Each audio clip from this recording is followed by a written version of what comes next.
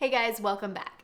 In this video, we are going to tackle how you can Black Friday shop or Black Month shop or whatever it is that we're doing right now and still maintain simplicity in your house. While it's true that a lot of people who embrace minimalism cut out a lot of those big shopping sprees like the ones that happen on Black Friday, for me, minimalism doesn't mean that I never shop. It just means that when I do it very intentionally. Shopping intentionally can mean different things for different people.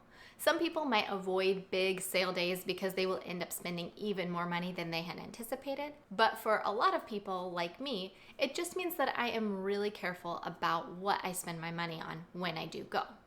So I still Black Friday shop, but it does look a lot different than it did before I started embracing minimalism. So I'm going to show you how I Black Friday shop as a minimalist.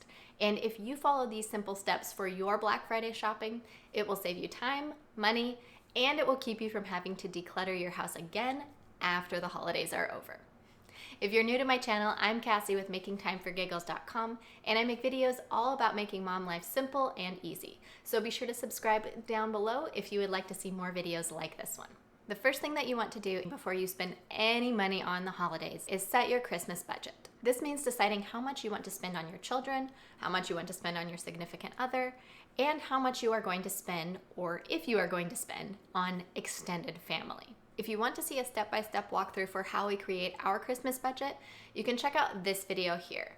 But the biggest thing to remember is just to set your total holiday budget before you start doing any shopping. If you don't start by nailing down your budget first, there's a good chance that you'll end up spending more than you can afford. And nobody wants to do that. Nobody wants to end up in credit card debt just because they spent too much money on the holidays. The second thing you want to do is have your list ready. This is your master list with everything on it that you will be buying for Christmas. Everything for your kids, for your spouse or significant other, and for any extended family members or friends that you're also exchanging gifts with. Going to the store or going shopping online for that matter without having a clear list of what you want to buy is kind of like going on a diet without knowing any of the rules for the diet or knowing which diet you want to follow. If you don't have that list ready, you will always end up spending more than you should, buying more than you need, and working against any minimalist goals that you have for your family. If you'd like a little help coming up with your minimalist Christmas list, you can check out this video here where I talk about how to have a minimalist Christmas with kids. And if you would like some ideas for gifts that won't add extra clutter to your house, I have a blog post that I will link in the description down below with tons of intentional gift ideas for minimalist kids. So be sure to check that out as well. And if you'd like me to do a video with my favorite intentional gift ideas for kids, just leave me a comment down below and let me know. The third thing you want to do is trim down your list. Go over the entire list and get rid of anything that is too expensive or just unnecessary. Taking a second look at your list will make sure you aren't buying anything that you'll just regret once the holidays are over. The fourth thing that I like to do is keep a list of anything that I need. Black Friday and Cyber Monday and Prime Days and any other sort of sale holiday, I guess you could call them, are great times to get any other essentials that you need for yourself or for your house. I always like to keep a list in my phone, and anytime I think of something that I need, I just write it down on the list. That way when the sales come, I can take advantage of the sale and get something I know I need at a much better price. In addition to the list for myself, I also keep one for each of the girls. That way when I see a sale on kids' clothing, I know if I'm just being tempted by the sale price or if it's something that they actually need.